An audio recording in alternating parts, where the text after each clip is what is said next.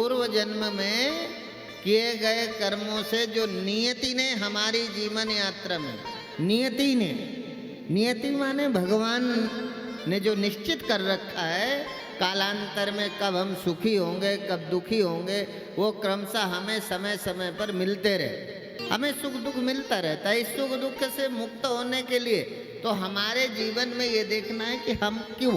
तो कथा का उद्देश्यार्थ क्या है? जीवन में सत्यार्थ को जान लेना। सत्य का अपरोक्ष कैसे हो, कैसे जानोगे कि आप अजन्मा। वेद भगवान ने तो कहा तत्त्वमसि, तू ब्रह्म है, तू वह है, अहम ब्रह्मास्मि, अर्थात मैं ही ब्रह्म हूँ। इन 4 महावाक्य वेद भगवान में उद्घोष करते हुए हमें अजन्मा होने का, अविनाशी होने का जो उपदेश किया है, ब्रह्म होने का जो उपदेश किया है, वो सिद्ध कैसे होगा। इसलिए जो बोला गया है उसका लक्ष्यार्थ क्या है। तो दक्ष प्रजापति की 13 कन्याओं के विवाह पर श्री सुखदेव जी महाराज राजा परीक्षित को कथा सुनाते हुए जो प्रकाश डालते हैं, वो बताते हैं ये 13 कन्याएं जो धर्म को ब्याही गई हैं, इनसे अद्भुत ये 13 की 13 कन्याओं का वर्णन करते हुए सारभूत सत्य क्या था कि ये 13 कन्याएं जब धर्म के साथ मिली, जब धर्म के साथ जुड़ी तो इनके जीवन में प्रसन्नता, मोद, उत्साह, सुख, अर्थात जब जीवन में धर्म होगा तो सुख होगा ना।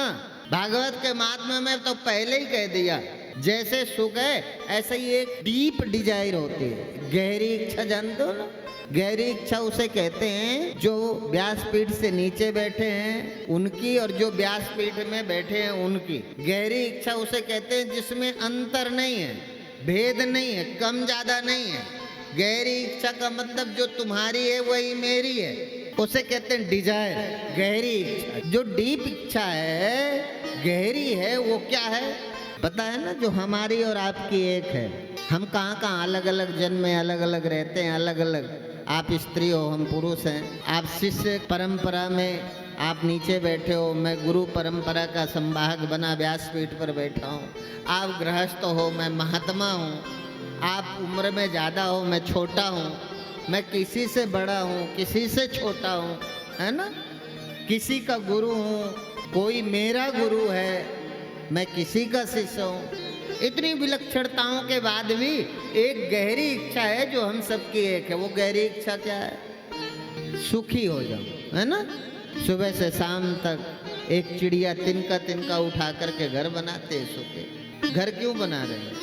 हम सुबह से शाम तक नौकरी क्यों कर रहे हैं? पैसा क्यों कमा रहे हैं? सुबह से शाम तक हम एक ही दिशा में सब चल रहे हैं, सुख मिले। सुख पाने की जो गहरी इच्छा है ना। और आपको लगता होगा, आपको लगा कि और हम कथा ऐसे ही कर रहे हैं, घर ऐसे ही छोड़ दिया। हमको लगा था घर छोड़ेंगे तो सुखी हो जाएंगे। भले सुखी हो पाए ना हो पाए ये अलग विषय है, ये विचारों की पवित्रता है, विचारों का परिणाम है। पर जब हमने घर छोड़ा था लगता था सुखी हो जाएंगे। आप पढ़ लिख कर जिस दिन आपको नौकरी मिली थी लगता था सुखी हो गए, है ना। फिर सदा तो रहे नहीं, फिर लगा शादी होगी तो सुखी हो जाएंगे। हमने सोचा हम शादी का त्याग कर देंगे तो सुखी, हमें लगा हम साधु बन जाएंगे तो सुखी हो जाएंगे। तुम्हें लगा अभी सुख नहीं है, शादी तो हो गई पर सदा तो सुखी रहे नहीं। तो लगा जैसे संतान हो जाएगी तो सुखी हो गई। आपको पकड़ने में सुख लगा, हमको त्यागने में सुख लगा। दोनों एक दिशा में चल रहे थे, चल एक ही दिशा में रहते। सबको चाहिए क्या?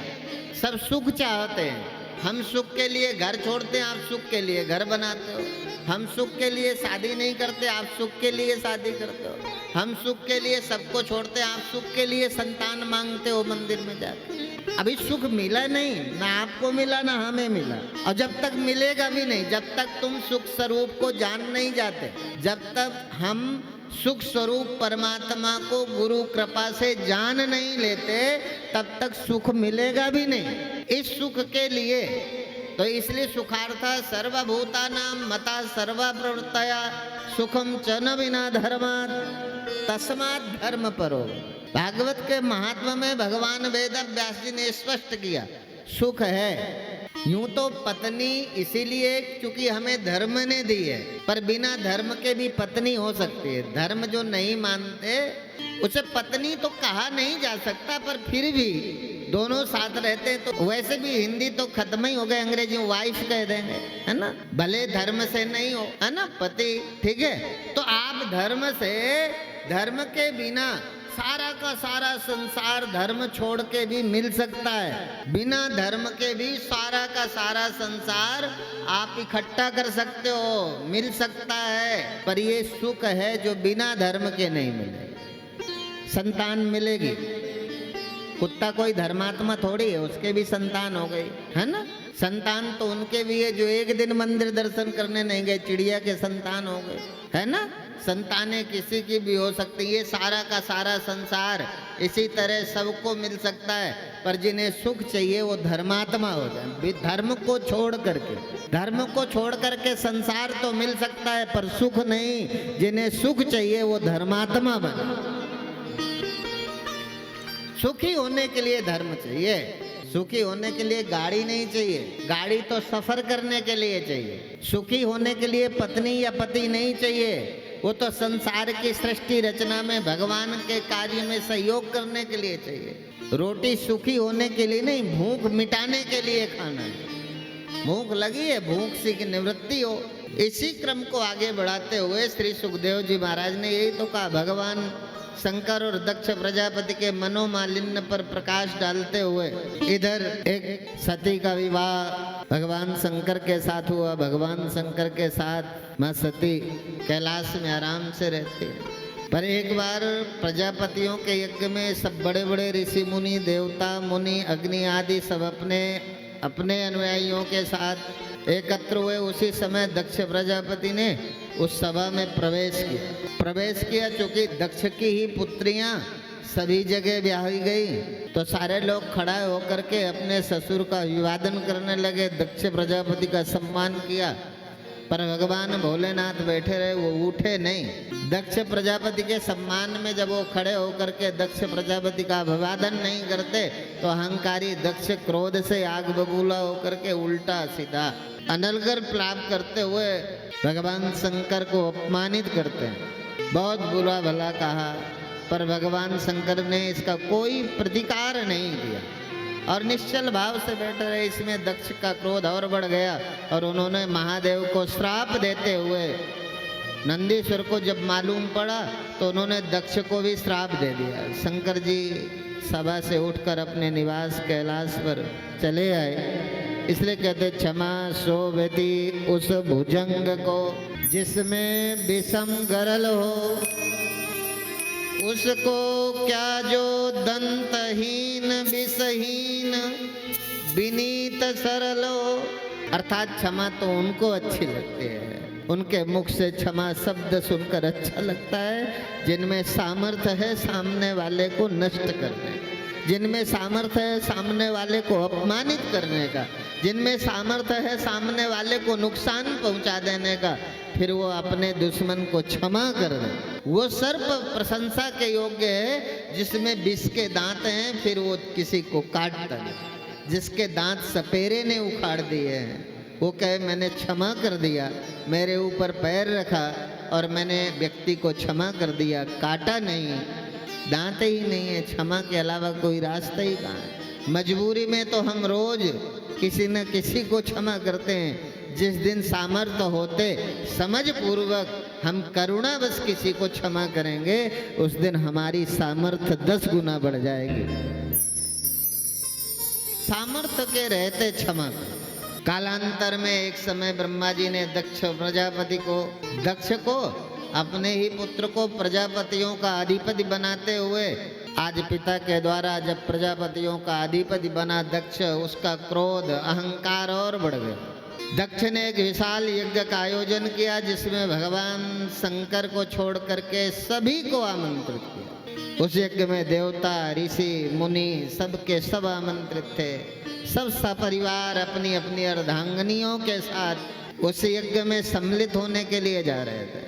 अधिकतर देव ऋषि अपने अपने विमान पर बैठकर कैलाश पर्वत की समीपता से कैलाश पर्वत को छूते हुए कैलाश पर्वत के ऊपर से ही गुजर रहे थे। सती के मन में ये जानने की इच्छा हुई कि एक ही दिशा में सारा का सारा देवलोक, ऋषि लोक, सारा का सारा समूचा देवलोक एक ही दिशा में जा रहा है। सभी ऋषि मुनि एक ही दिशा में जा रहे हैं। जानने की उत्सुकता हुई।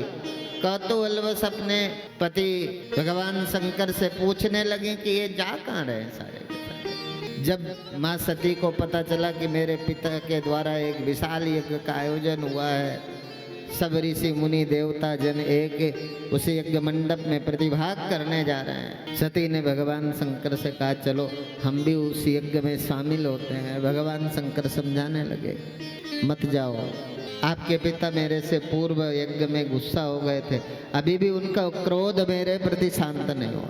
शांत होता तो आमंत्रण भेजते, पर कोई सूचना नहीं है। वहाँ हमको नहीं जाना चाहिए, वहाँ सुख नहीं मिलेगा। हम अपनों के द्वारा अपमानित होकर हमारा चित्त दुखी होगा। अब सती के मन में लगा विवाह के बाद कोई इतनी दूर हम सब रहते हैं, सारी सभी बहनें आज उपस्थित होंगी, सारा कुटुंब, रिश्तेदार, नातेदार। ये बड़ा सुंदर संयोजन था भगवान की व्यवस्था सृष्टि में। हम सब लोग कैसे एक हों।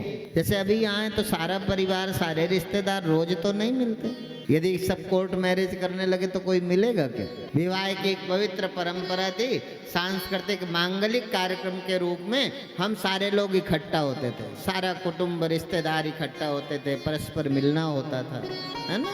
इसलिए विवाह संस्कृति थी, विवाह करेंगे सारे लोग इकट्ठा हो। कोई ऐसा होगा, कोई भी मंगल कार्य होता था, सबको आमंत्रित करना, सारे लोग मिलना, तो सारे संबंधों की नवीनता, मधुरता, हम सारे एक दूसरे के सुख दुख के साथ जुड़े रहते थे। सती को लगा ऐसा अवसर बार बार तो मिलना नहीं। हम अपने कैलाश पर्वत में हो, कोई विष्णु लोक में, कोई कहीं है, कोई देवलोक में बैठा है, कहीं कोई बैठा है, रोज तो आना जाना होता नहीं। इतना विशाल यज्ञ है, सारे के सारे देवी देवता ऋषि जन एक ही दिशा में, अपन भी चलते हैं। भगवान शंकर बोले मैं तो जाने वाला नहीं। भगवान शंकर के समझाने पर माँ सती मानी नहीं। पिता के मोह में, परिवार के मिलने के मोह में, रिश्तेदारों के मिलने के मोह में चली गई। नंदीश्वर को साथ भेजा, वीरभद्र साथ गए और जाने के बाद जैसे ही यज्ञ मंडप में प्रवेश किया, पिता के द्वारा उपेक्षित माँ सती स्वयं को अपमानित महसूस कर। पिता ने कोई हालचाल नहीं लिया, पिता ने नजरें भी नहीं मिलाई, उपेक्षित भाव से देखते। माँ जरूर प्रसन्नता से मिली, इसलिए माँ का स्थान मैंने एक दिन बताया था।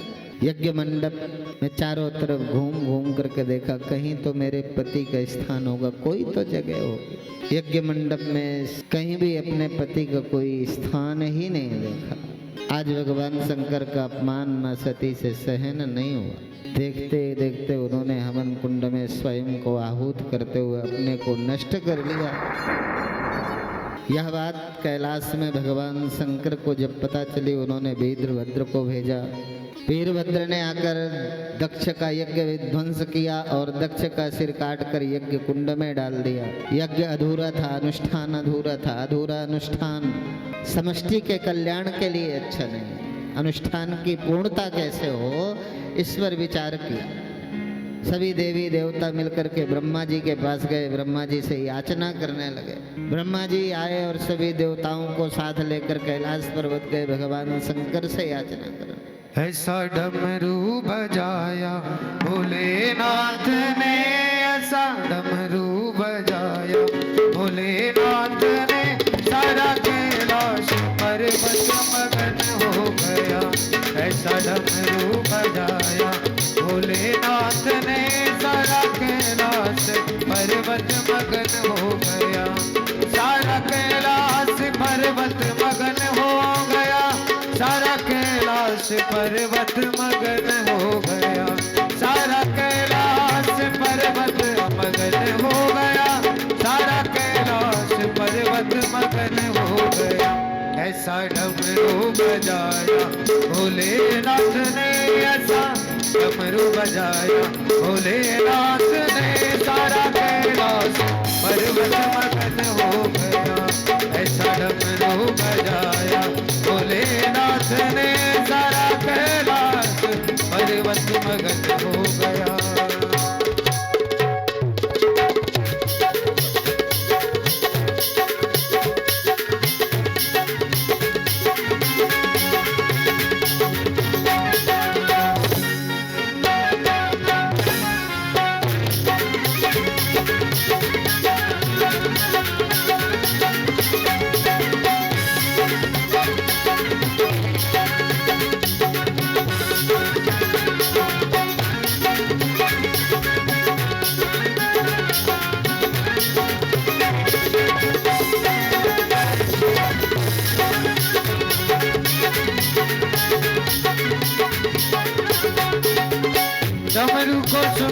करके कान्हा जी आए, डमरू को सुन करके कान्हा जी आए, डमरू को सुन करके कान्हा जी आए, कान्हा जी आए संग राधा को लाए, कान्हा जी आए संग राधा को लाए। सब सखियों का मन में मगन हो गया, सब सखियों का मन में मगन हो गया, सारा कैलाश पर्वत मगन हो गया, सारा कैलाश पर्वत मगन हो गया। ऐसा डमरू बजाया भोलेनाथ ने, सारा कैलाश पर्वत मगन हो गया, ओ सारा कैलाश पर्वत मगन हो गया।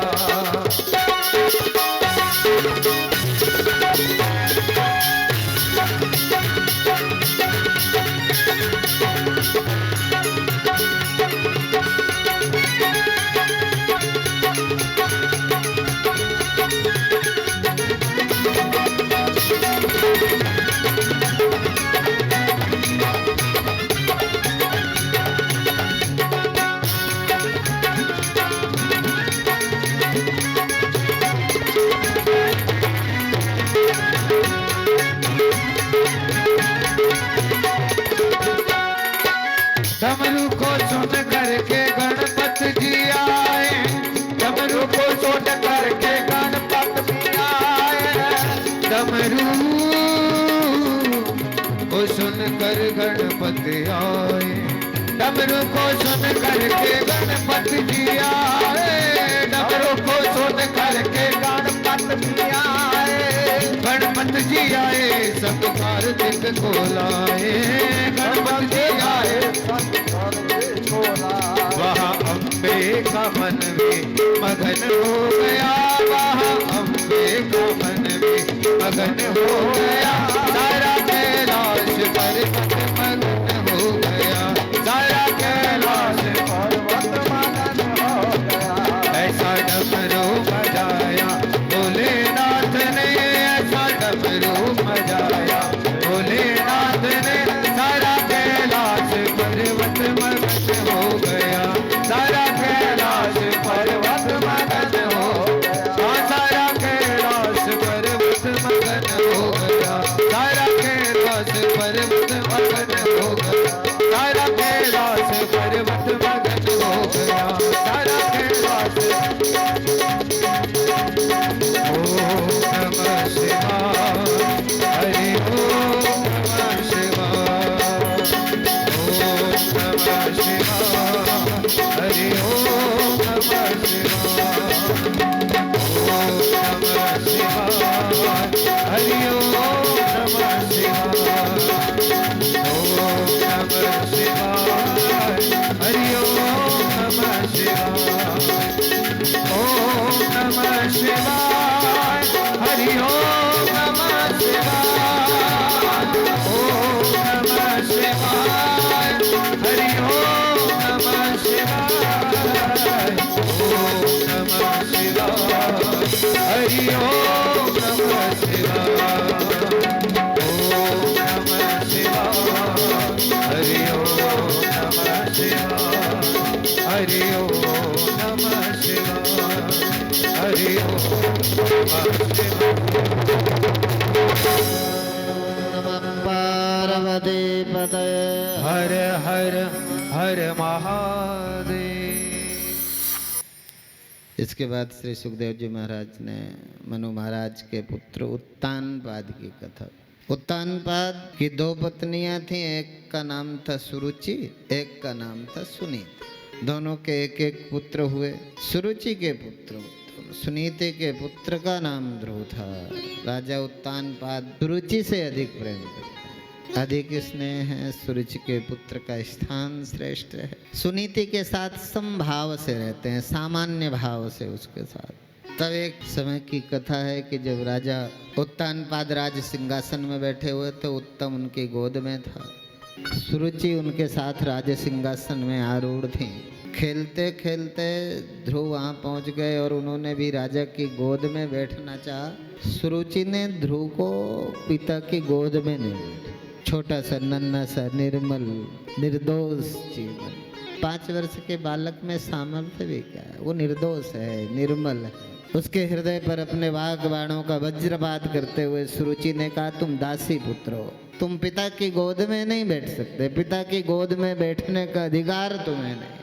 आप महाराजा की गोद में बैठने की कामना है तो तुम जाओ, भगवान की भक्ति करो, भगवान का स्मरण करो। जब भगवान खुश होकर के प्रकट हो, तुम्हें वरदान दें, तो वरदान में तुम मेरे उदर को मांगना। जिस दिन तुम मेरे गर्भ से पैदा होगे उस दिन महाराजा उत्तानपाद की गोद में बैठने का अधिकार, महाराजा की गद्दी में बैठने का अधिकार। आंगन में सेवा शुश्रूषा में लगी दास दासियों ने उस नन्हे से बालक के हृदय में सुरुचि के शब्दों के वज्रपात को सुना, हृदय द्रवित हो गया। छोटा सा बालक निर्दोष है, आंखों में आंसू आ गए। पिता की गोद नहीं मिली तो बाल स्वभाव से आंखों में अश्रु धारण किए अपनी माँ के पास आया। माँ से पूछने लगा, माँ क्या ये जो राज्य सिंहासन में बैठे हैं ये मेरे पिता नहीं है? माँ बोली, बेटा पिता तो यही है। तब बालक ने कहा, माँ फिर हम अपने पिता की गोद में बैठ क्यों नहीं सकते? मेरा भैया तो गोद में बैठा है। बड़ी माँ ने कहा, तुम जाओ, पिता की गोद में नहीं बैठ सकते, पिता की गोद में बैठना है तो भगवान का भजन करो, भगवान से वरदान मांगना, तुम मेरी कोख से पैदा होगे तब तुम महाराज उत्तानपाद की गोद में बैठने का अधिकार मिले। क्या मैं बिना बड़ी माँ के पेट से पैदा हुए अपने पिता की गोद में नहीं बैठ सकता? तब राजमहल में सेवा में लगी दास दासियों का हृदय द्रवित हुआ और उन्होंने महारानी सुनीति के साथ 5 वर्ष के बालक के साथ जो घटना घटी उसको बताया। तब सुनीति ने उस नन्हे से बालक के हृदय में द्वेष की गांठ लगे इसलिए कुछ नहीं कहा। बोले, ठीक बेटा। बड़ी माँ ने कहा है, तू झूठ क्यों बोलेगी? बड़ी माँ ने कहा है कुछ अच्छा ही होगा। बड़ी माँ ने कहा है भगवान का भजन करो, आप भगवान का भजन करो, निश्चित आपको भगवान मिलेंगे, कुछ न कुछ होगा। माँ ने ये नहीं कहा, द्वेष नहीं, अपनी संतति को के सृजन में माँ कितनी बड़ी भूमिका निभाती। उसने बालक के हृदय में द्वेष ईर्ष्या को नहीं जन्मने दिया, भगवान के प्रति प्रेम के विस्तार के लिए बड़ी माँ की बात को सही कहते हुए बालक को वन में जाना। बोले, मधोर्वनम भृत्य विदक्त्रया गतः। 5 वर्षीय बालक को अरण्य में जाकर भगवान की आराधना में भगवत प्राप्ति का पावन संकल्प हृदय में धारण किए माँ से आज्ञा प्राप्त बालक जब जंगल की ओर बढ़े तो रास्ते में देवर्षि नारद से मिलना हुआ। देवर्षि ने कहा, बालक तुम कहाँ जा रहे हो? लगा ये तो कोई राजकुमार है, भटक गया है, छोटा सा बालक है, रास्ता भटक गया होगा। देवर्षि नारद ने कहा, ये बेटा ये घर का रास्ता नहीं, राजभवन का रास्ता नहीं, तुम किसके पुत्र हो, तुम कहाँ जा रहे हो? यहाँ तो आगे अरण्य है, बड़े बड़े जंगली जानवर सूर्यास्त होते रोड में आ जाते हैं, गलियों में आ जाते हैं, वो एक दूसरे का शिकार करके एक दूसरे का मांस भक्षण करके अपने भूख की निवृत्ति करते हैं। तुम्हें कोई न कोई जानवर तुम्हारा शिकार कर लेगा, तुम वापस जाओ। तब बालक ध्रुव ने कहा, महात्मा जी मैं रास्ता नहीं भटका, मैं भूल बस जंगल नहीं जा रहा। आपको पता है मेरी माँ ने मुझे कहा है तुम जंगल में जाओ, भगवान का भजन करो, तुम्हें भगवान मिले। आपके तो जंगली जानवर खा जाएंगे, मेरी माँ कोई मेरे से झूठ बोलेगी? मेरी माँ ने मुझे कहा है जंगल जाओ, भगवान का भजन करो। मेरी माँ कभी झूठ नहीं बोल सकती, मैं माँ की आज्ञा से आया हूँ, मैं रास्ता नहीं भटका। देवर्षि नारद ने सोचा माँ के प्रति दृढ़ अनुराग, गहरा विश्वास इस छोटे से नन्हे से बालक के हृदय में पैदा हुआ। अटल है विश्वास। देखा तो बालक को मंत्र देते हुए और बोले, जाओ, निश्चित रूप से तुम्हारी माँ ने तुम्हें कहा है पुंडरीकाक्ष भगवान आपकी रक्षा करेंगे, आपको दर्शन देंगे।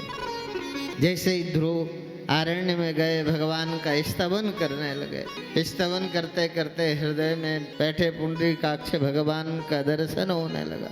पुलयोन्ता प्रविश्य मम वाचमिमां प्रसूक्ता संजीवयत् किल शक्तिधरा स्वधाम्ना अन्याश्च हस्त चरणाश्च श्रवणत्वगादीन् प्राणान् नमो भगवते पुरुषाय तुभ्यं। पुराण पुरुष कदर से हृदय में दर्शन हुआ। भगवान की रूप माधुरी का रसपान करते हुए ध्रुव इस बहिरंग जगत से भगवान के चरणार बिंदों में अपने जीवन को समर्पित करते हुए भगवान के दर्शन का रस लेने लगे। भगवान ने सोचा ये तो बाहर जाएगा ही नहीं, ये तो मुझ में ही निमग्न हो गया। तब भगवान हृदय से गायब हुए और जैसे आंख खोल करके ध्रुव भगवान को देखते तो सामने देखा तो सुदर्शन चक्रधारी का दर्शन। अब भगवान ने कहा तुम वापस जाओ। अब बालक कहने लगा अब मुझे वापस जाने की आवश्यकता ही नहीं। बोले पिता आपका इंतजार कर रहे हैं, आप वापस जाओ। भगवान की आज्ञा से वापस गए। महाराज उत्तानपाद ने राज्य सिंहासन पर आरूढ़ करते हुए राज्याभिषेक किया, स्वयं भगवत प्राप्ति के लिए नहीं।